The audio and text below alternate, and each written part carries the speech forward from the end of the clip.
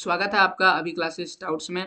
और आपका प्रश्न है कि परिवहन दूरी को किस प्रकार मापा जाता है। आइए सवाल का जवाब लिखते हैं।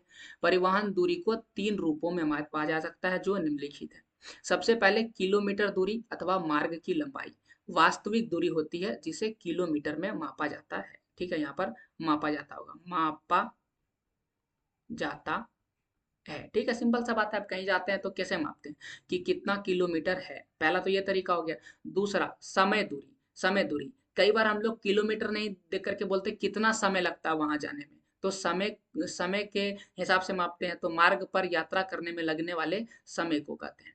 और तीसरा क्या होता है, लागत दूरी के हिसाब से मापते हैं। अगर कोई जाता है, जैसे मान लेते हैं कि आपको दिल्ली जाना है, जैसे कि कई कई जगह से दिल्ली से मुंबई जाना है। दिल्ली से कहाँ जाना है, मुंबई जाना है। तो दिल्ली से जो मुंबई जाइएगा तो आप ये नहीं पूछेगा कितना दूर है, कितना समय लगता है। सबसे पहले पूछेगा भाड़ा कितना लगता है, कितना पैसा खर्च होता है। तो कई बार हम लोग लागत से भी मापते हैं। तो लागत दूरी को यात्रा पर आने वाली लागत के रूप में व्यक्त किया जाता है। तो तीन तरीके से हम किसी की दूरी मापते हैं। तो सबसे पहले तो यही पूछ लेते हैं कितना टाइम लगेगा, समय कितना लगेगा, कितना दूर है, फिर कितना पैसा है। तो तीन तरीके से किसी भी स्थान की दूरी को मापा जाता है।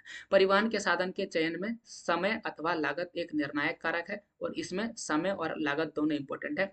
अब आप कौन सा परिवहन से जाइएगा, वायुयान से जाइएगा कि रेल से जाइएगा कि सड़क परिवहन में बस, जैसे कि बस से जाइएगा, ये डिपेंड करता है कि समय किस में कितना लग रहा है, लागत कितना है। कई बार समय कम लग रहा है लेकिन लागत ज्यादा है, तो आप उसको क्या बोलते हैं, नहीं इससे नहीं जाएंगे। लेकिन कई बार क्या होता है कि समय कम लगता है और लागत भी ठीक ठाक है, तो आप उसका प्रयोग करते हैं। ज्यादातर भारत के लोग रेल से जाना पसंद करते हैं क्योंकि इसमें समय और लागत दोनों ही कम लगता है। यह था आपके सवाल का जवाब। ऐसे और प्रश्नों के जवाब के लिए चैनल को जरूर सब्सक्राइब कीजिएगा।